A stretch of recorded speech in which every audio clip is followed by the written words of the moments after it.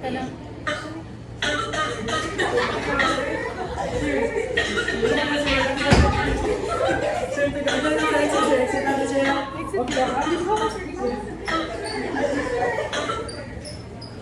Good afternoon, everybody. I hope that was funny enough for you.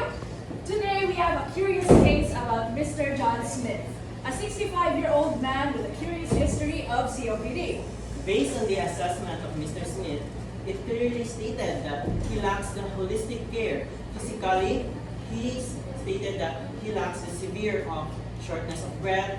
He's also persistent in cough. And due to his poor oxygen supply because of his history of COPD. Emotionally or psychology, he's having anxiety, fear, and frustration as well. Socially, he is socially isolated because of the lack of companionship. And environmentally, he is home-based, so he lacked the guidance of others to manage his chronic managed illness. So the main key issues for this is, number one, he's socially isolated. Number two, emotionally distressed. And number three, difficulty of breathing due to his COPD. And lastly, the unsafe environment due to the management of his chronic illness. So, and with that being said, the theory that we have chosen for this day is the humanistic nursing theory made by me, Josephine Paterson, and my fellow nursing theorist, Loretta. We chose this humanistic nursing theory is because Mr. Smith does not, this means of compliance is not because he doesn't want to. It's because he lacks the will and determination for human connection. That's the issue. And with the humanistic nursing theory, we can bridge the gap between the relationship of the nurse and the client. Instead of the awkward, I'm sorry sir, that this is your medication, you should take it this now, we should do a humanistic, basically the term itself, we should be empathetic, we should care for our patient in a certain degree.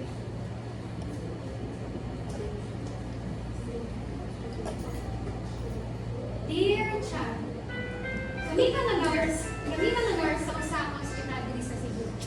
Aduna kami pasyente nga nalisod og COPD or chronic obstructive pulmonary disorder. Kaya malingas ko diya natulog para sa amuha o para sa inyong mga future nurse kung unsa ang inyong buhaton na sitwasyon nga marino sa inyo. So, here's Milo. We have a patient, Mr. Jasmine, a 65-year-old man experiencing COPD and a shortness of breath and fatigue. Based on the subjective data, he is living alone and not to social contact. So, in this case, knowing that he's not cooperating, what are we going to do? The first phase of humanistic nursing theory is to prepare the nurses before approaching the patient. We dapat open tap. We should always willing to listen and always be supportive to the patient. We should set aside our own judgment because knowing that he is a non-compliant patient, we should try to understand what he felt about his situation in order for us to connect in a respectful way and compassionate way with empathy. As stated by Nurse Carissa, the first phase of the humanistic nursing theory is preparation of the nurse, knower for coming to know. Basically, the nurse should be open and willing to interact with their patients. One of the intervention for this is the nurse should reflect regarding their biases towards non-compliant patients. Dapat before tayo interact sa ato ang patient, we should be able to think, we should have no negative thoughts regarding non-compliant patients because it will affect how we will take care and how we will develop a care plans for our patient. Second is, we should be able to ensure na calm and supportive ang ato ang environment pag mag-interact na ta sa ato ang patient. Hello, Mr. Jasmine. Are you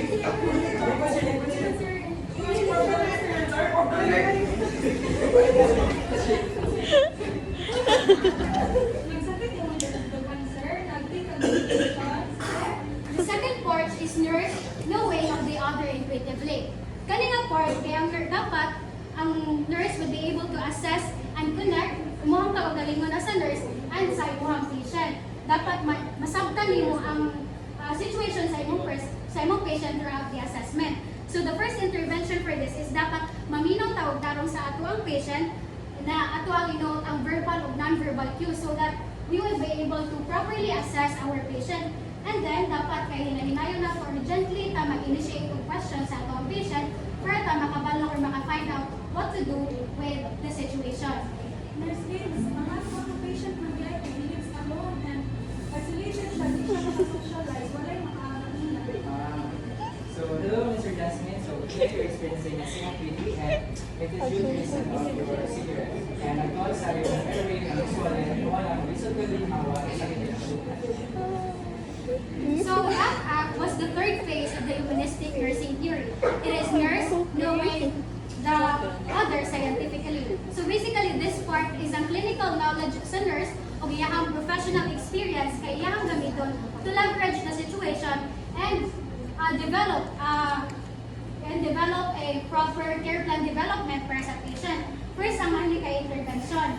Dapat kay knowing that our patient is suffering from COPD, we should conduct a respiratory assessments and then dapat ma-assess na to ang living environment sa atong patient para kaning ma-control na to ang kaning further harm sa atong patient and then dapat kaning ma-find out sa nato through asking sa atong patient kanong dili sila mo-adhere or non-compliant sila sa medications. Tayo jud na kung magpahuway sa atong lawas para makapahuway jud kag maayo. So, mao ni ang inyong sleeping schedule para makapahuway jud kag maayo. Kaya pagbuon kailangan na sa ating nurse means na mag-assess inyo always. And yes, if ever you feel something bad, balik lang din or check up sa balik sa So, the fourth phase of the humanistic nursing theory is the nurse complementarily synthesizing known others. So, kato ilahan ang i-implement ang ilahang nahibawan in order to help the patient na ma-better. So, one of the examples nga ilang gibuhat dito is gitudluan nila ang patient o kaning pulmonary breathing exercises and then nagpakita one of the examples po kay magpakita og kaning like sleeping schedule sa atong patient para matabang nato sila nga ma-conserve ilahang energy and then explain sa nato ilahang condition in layman's term para makasabot ang atong patient. So when it comes to the interventions, we have actually 5. The physical, the psychological, the emotional, and the social needs, and the environmental. In the first, the physiological needs, we should let the patient and the nurse practice breathing, rhythmic breathing. Like, for example, sir, breathe with me, together with me, breathe with me. It means to breathe together, to practice, to have a shared experience of breathing so that the patient is much more comfortable with you. And the next is the energy conservation for the live time. Basically, we ought to teach the patient on what are the most efficient ways to do a chore, a task, or anything basically at all to make it more efficient so he has much more time to spend on himself, basically. And the psychological, the search for meaning, we have to reframe his non-compliance. His non-compliance is because that he doesn't feel independent enough to do it himself. We need to actually encourage Mr. Smith in order to take his medicine. Give him a choice, give him control.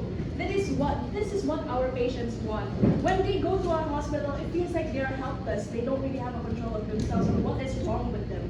So as a nurse, it is our job to encourage them to be independent, to let them have some sense of control so that they can actually take the medication. It is up to them. Give them a semblance of control. And then in the next one, the emotional needs for the need of presence. We need to have an authentic presence. Basically, we will visit Mr. Smith as a patient, not just because we need to give him the medication, no. We must visit him just because of his presence, to have us, to be there for them with no medical agenda at all, make them feel comfortable to our presence. And the social needs or the need for community, we must bridge the gap. If Mr. Smith has already gone home, our job as a nurse to encourage him to interact more. May it be the people who's going to deliver his packages, his newspaper, anything that he needs. Encourage him to talk to the mailman, the milkman, or anybody who in the service industry so he can regain his sense of community. The next is the mobilizing support. we must actually enable or contact their respective family to inform them that, hey, Mr. Smith is already getting old. We need to actually have somebody to watch over him because of his symptoms of COPD. He's already old enough to warrant the support that you need. We have to be empathetic to our patients. Lastly, the environmental needs or the lived space. When Mr. Smith goes back home, the parents, or not exactly the parents, but the relatives or anybody that they have as a support must accommodate their space, change the space to fit their needs. The space, which meaning the home, you must free from dust, ventilated enough for his COPD problems. And lastly, creating a healing atmosphere. That's basically what I stated in the earlier statement, to basically create a space for healing. Ventilation, the clear air, the clean space, that is what facilitates healing. Hello, Mr. Smith. Welcome back.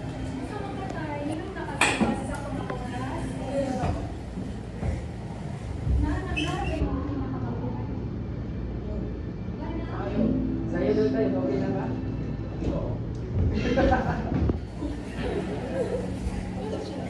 So, the last part was the succession within the nurse, from the many to the paradoxical one.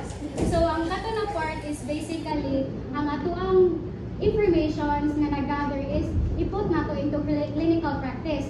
One and the most crucial intervention for this is ang atuang responsibility ipasa nato sa atong patient, and then dapat after nato buya at atuang patient kay independent na sila ug kaya na nila i-manage ilahang kaugalingon.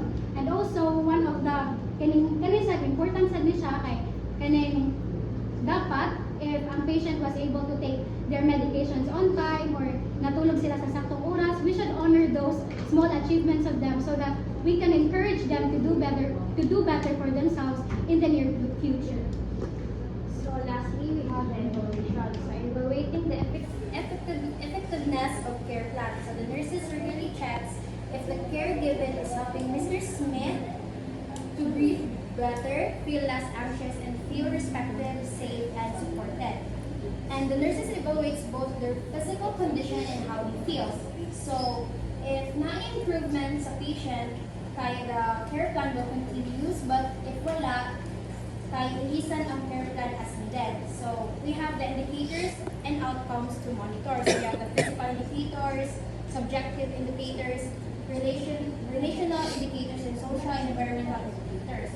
So the third one, we have the reflection on experience. So the humanistic nursing approach requires genuine presence and meaningful conversation. So the nurses provides more passionate care. So the fourth one, we have the challenges and how they were addressed. So understanding why Mr. Smith didn't take his medicine was hard at first, but listening deeply revealed feelings of loneliness and frustration. So this humanistic approach helped value both. So lastly, this how will guide future practices. So in this experience, it highlighted the importance of using dialogue to support healing, looking at physical, emotional, and environmental factors together. And lastly, reassessing the care of the patient.